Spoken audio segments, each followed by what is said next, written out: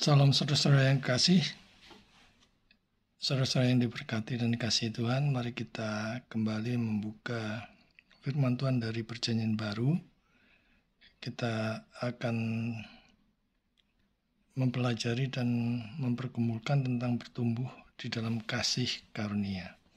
Kita ambil dari surat 2 Petrus 3 ayat 17 sampai 18. 2 Petrus 3 ayat 17 sampai 18. Tetapi kamu, saudara-saudaraku yang kasih, kamu yang mengetahui hal sebelumnya, karena itu waspadalah, supaya kamu jangan terseret ke dalam kesesatan orang-orang yang tak mengenal hukum, dan jangan kehilangan peganganmu yang teguh. Tetapi bertumbuhlah dalam kasih karunia dan dalam pengenalan akan Tuhan dan Juru Selamat kita, Yesus Kristus. Baginya kemuliaan sekarang dan sampai selama-lamanya. Saudara yang kasih, kemuliaan Tuhan itu di atas segala-galanya. Dan di dalam hidup kita ini, kita cenderung memuliakan diri sendiri daripada memuliakan Tuhan. Di dalam banyak aspek, bahkan di dalam pelayanan sekalipun, kita lebih sering terjerat atau tergoda untuk memuliakan diri sendiri. Dan iblis memang menawarkan segala hal yang bisa menggeser kemuliaan Tuhan. Tentu saja pada prakteknya pasti tidak akan pernah bisa karena Tuhan Maha Kuasa. Tetapi dia selalu menawarkan segala hal dan memakai segala strategi yang bisa mencuri atau mendompleng kemuliaan Tuhan. Nah, ini berlaku biasanya bagi para hamba Tuhan, para pelayan-pelayan Tuhan. Dan kesesatan biasanya diawali dari kesombongan.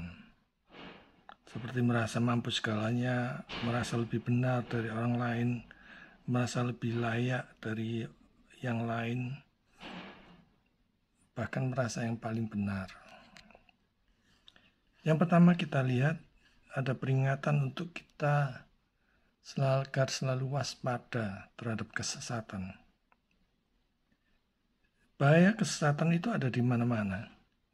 Dan di zaman hidup ini yang begitu berat dipengaruhi oleh sosial media, potensi untuk menyesatkan dan disesatkan saling berlomba. Para penyesat mempunyai kesempatan bebas dan luasa bergentayangan di mana-mana, di sosial media. Nah, ini seharusnya membuat pelayan Tuhan harus semakin lebih giat, semakin lebih gencar menebarkan Injil keselamatan, menebarkan benih-benih firman Tuhan. Dan jemaat semestinya diperlengkapi dengan pengenalan terhadap Tuhan dan Juru Selamat yang benar. Karena penyesat dan para pelayan Tuhan yang KW itu berseliweran di mana-mana di dunia sosial media, di Facebook, di Instagram, di Twitter, di WA dan lain sebagainya, di grup-grup. Sekarang kita lihat bahaya kesesatan yang harus diwaspadai. Ini menunjukkan kepada orang beriman bahaya yang harus mereka waspadai dan menasihati mereka untuk menjadi bijak. Dan kita hanya bisa mendapatkan hikmat dan bijaksanaan hanya dari firman Tuhan. Hanya kalau kita rajin menggali, membaca, merenungkan, mempergumulkan firman Tuhan. Jadi di sini ada kebutuhan untuk berjaga-jaga. Jangan sampai mereka kewalan saat orang-orang fasik tidak menyisakan tempat untuk berita-berita Injil salib Kristus yang menyelamatkan atau tentang keselamatan. Maka pelayan-pelayan Tuhan yang sejati harus lebih gencar lagi untuk memberitakan firman Tuhan. Jadi di sini kewaspadaan harus dilakukan dengan menggugah selera rohani jemaat untuk rajin ikut dalam pendalaman Alkitab, untuk mulai berani masuk dalam pelayanan yang sesuai dengan yang talenta yang Tuhan beri, dan sebagainya. Jadi membangunkan kembali selera rohani mereka, supaya mereka tidak hanya tiap minggu kumpul-kumpul saja di gereja. Kita ini ibaratnya seperti berdiri di tanah yang licin, seolah-olah ada di atas seutas benang. Jadi umat beriman harus berhati-hati agar tidak jatuh, dan semestinya tetap tabah di tengah dunia ini. Apapun yang menjadi pergumulan, kesesakan, kesukaran yang dihadapi, tetap teguh bersama Tuhan. Tetap teguh berharap hanya kepada Tuhan. Waspada terhadap kejatuhan. Waspada jatuh ya. Kita dihadapkan pada bahaya jatuh suatu saat nanti. Baik itu terhadap kesombongan, terhadap kerakusan, terhadap ketamakan, dan sebagainya. Jadi ini tidak dimaksudkan untuk menggoyahkan keteguhan iman yang bergantung hanya kepada Tuhan, tetapi untuk memperbaiki kemalasan kedagingan kita. Biasanya kemalasan itu muncul dari kedagingan kita yang pelan-pelan ingin mematikan kerohanian kita. Jadi harus tekun, giat, dan rajin memuliakan Tuhan dalam segala aspek hidup, baik itu pekerjaan, usaha, bisnis, karir, studi, dan sebagainya, untuk memuliakan Tuhan. Mata rohani harus lebih awas lagi. Jadi selama kita masih dalam daging, kelambanan kita harus dibangkitkan. Dan hal ini sepatutnya dilakukan dengan menempatkan kelemahan kita dan berbagai bahaya yang mengelilingi kita ditempatkan di atas, di depan mata kita. Dan di mana yang merupakan suatu titik kelemahan bagi kerohanian kita, biasanya disitulah iblis akan menyerang habis-habisan. Jangan kehilangan peganganmu yang teguh. Saudara kasih, hilang pegangan, arah dan tujuan, itu membuat kita semakin tersesat. Pegangan yang teguh bukan berarti kita yang hebat memegang teguh Tuhan, tetapi kita bersyukur dan sadar bahwa Tuhanlah yang memegang teguh kita. Jadi karena Tuhan memegang kita erat-erat, maka kita bisa kuat, kita bisa teguh dalam iman. Yang pertama, kehilangan pegangan. Apa dan siapa yang menjadi pegangan kita selama ini? Akan membawa kemana pegangan yang kita percaya itu? Bisa dipercaya atau malah menipu kita mentah-mentah. Juru selamat pegangan orang percaya adalah pribadi di mana kita bersandar, jangan sampai digeser oleh apapun, termasuk oleh orang yang kita sayang, karir, posisi, jabatan, dan iming-iming kekayaan serta kenyamanan apapun yang akan membuat kedagingan kita terlena. Kita diminta untuk teguh di dalam Tuhan. Dan Roh Kudus yang membuat iman kita itu teguh. Karena itu kita harus memohon untuk senantiasa diteguhkan, dikuatkan di segala kondisi dan situasi. Baik itu saat kita terpuruk ataupun kita mengalami kenyamanan. Kita perlu senantiasa setiap saat dikuatkan oleh Roh Kudus. Teguh di dalam iman, supaya kita tetap teguh di dalam Tuhan.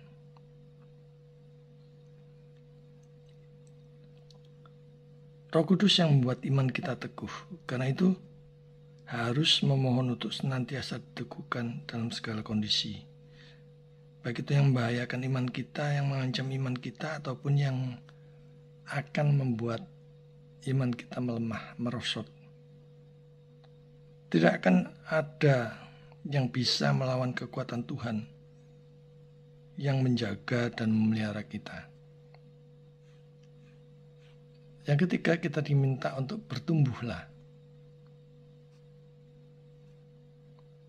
Semua yang hidup itu bertumbuh. Tanaman, binatang, manusia, semuanya harus bertumbuh. Harus mengalami suatu proses.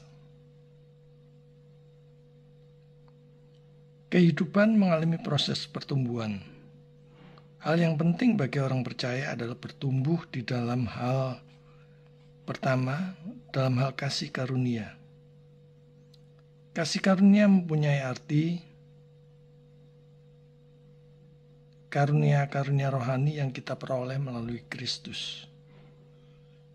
Ketika kita mengambil bagian dari berkat-berkat itu menurut ukuran iman kita, pengetahuan ditambahkan pada kasih karunia. Ketika iman meningkat, demikian juga dengan peningkatan kasih karunia.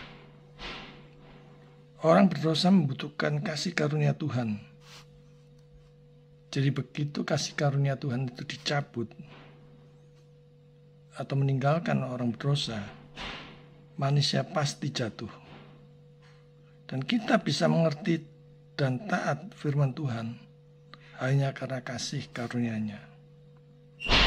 Kita bisa percaya Tuhan, kita bisa percaya Yesus sebagai Tuhan dan Juru Selamat pribadi. Itu juga karena kasih karunia-Nya yang begitu besar. Bukan karena hebatnya kita atau kemampuan kita memberitakan firman. Siapapun yang memberitakan firman kepada kita. Tetapi semua itu karena kasih karunia-Nya yang begitu besar. Jadi keselamatan di dalam Yesus itu inisiatif Allah. Jadi jangan sia-siakan kasih karunia-Nya yang begitu besar di dalam Juru Selamat. Saudara mempunyai Juru Selamat, saudara pasti selamat. Dan itu adalah sukacita terbesar orang percaya. Berikutnya adalah di dalam pengenalan akan Tuhan dan Juru Selamat kita.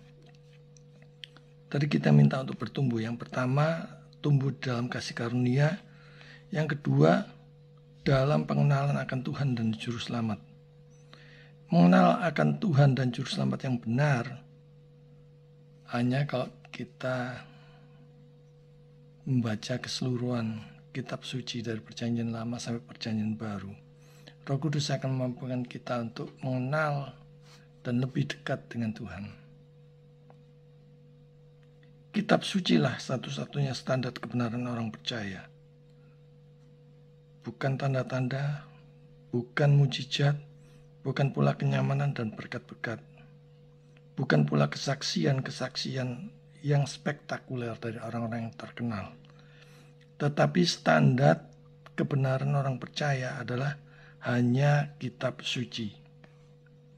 Karena itu kita harus disiplin di dalam menggali, membaca, merenungkan, dan menggumulkan firman Tuhan.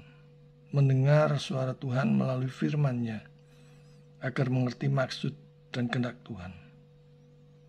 Bukan hanya melulu berdoa dan memuji-muji supaya Tuhan mendengar suara kita.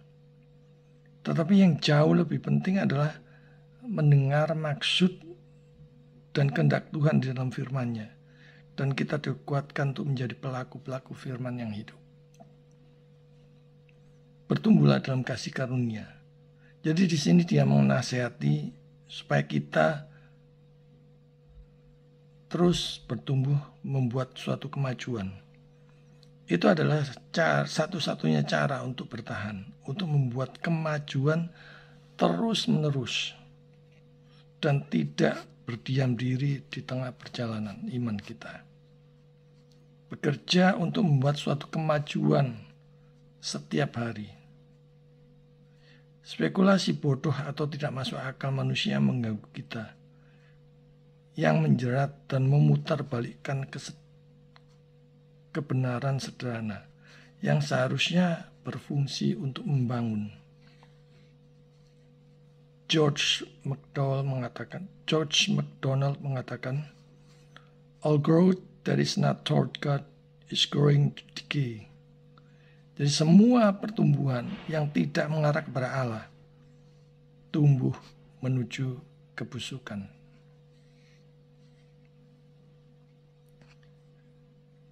Kemuliaan hanya bagi Tuhan. Di bagian akhir firman Tuhan yang kita baca tadi, ditegaskan bahwa kemuliaan hanya bagi Tuhan. Orang percaya memuliakan Tuhan. Orang percaya menomorsatukan kemuliaan Tuhan di segala kondisi. Jangan mencuri kemuliaannya. Banyak orang yang tidak sadar mencuri kemuliaannya saat menerima sanjungan yang semestinya untuk Tuhan. Karena segala sesuatu tidak akan terjadi tanpa campur tangan Tuhan. Jadi kita hendaknya selalu ingat Roma 11 ayat 36. Ini firman Tuhan yang begitu luar biasa ya. Sebab segala sesuatu adalah dari Dia dan oleh Dia dan kepada Dia. Bagi Dialah kemuliaan selama-lamanya. Jelas di sini tidak ada andil manusia, aku sekalipun.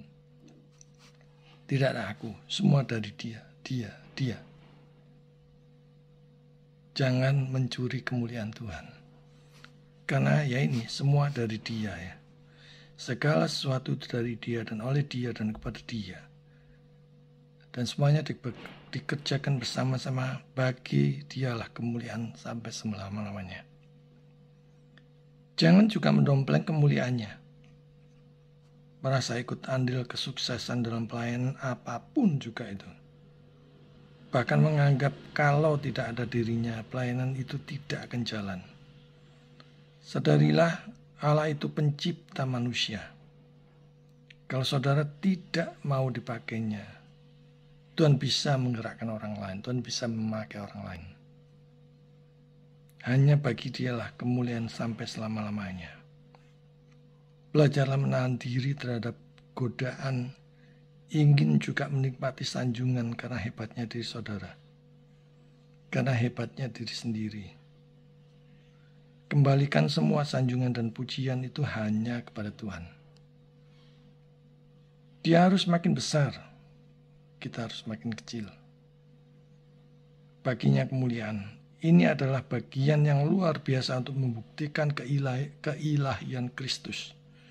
Agar kita tidak merampok Kristus dari kemuliaannya selama peperangan kita dengan iblis dan koroni-koroninya di dunia ini. Untuk selama-lamanya, untuk gagasan tentang kerajaan kekalnya yang akan membuat kita mengetahui kemuliaannya yang penuh dan sempurna. Teruslah bertumbuh di dalam kasih karunia Tuhan. Sebab di luar Dia kita akan dikalahkan dunia ini. Tenggelam dalam jerat dunia yang mematikan. Terutama oleh kenyamanan dan kenikmatan hidup. Bertumbuhlah ke arah kedewasaan iman dan ke arah yang lebih baik dari hari ke hari. Waspadalah terhadap kesesatan, jangan kehilangan peganganmu yang teguh, dan bertumbuhlah. Kemuliaan hanya bagi Tuhan. Bertumbuhlah di dalam kemuliaan Tuhan. Kemuliaan Tuhan yang telah menebus orang berdosa, kiranya dinyatakan di mana-mana di muka bumi ini oleh setiap orang percaya. Mari menyatakan kasih kemuliaan Tuhan. Tuhan memberkati. Amin.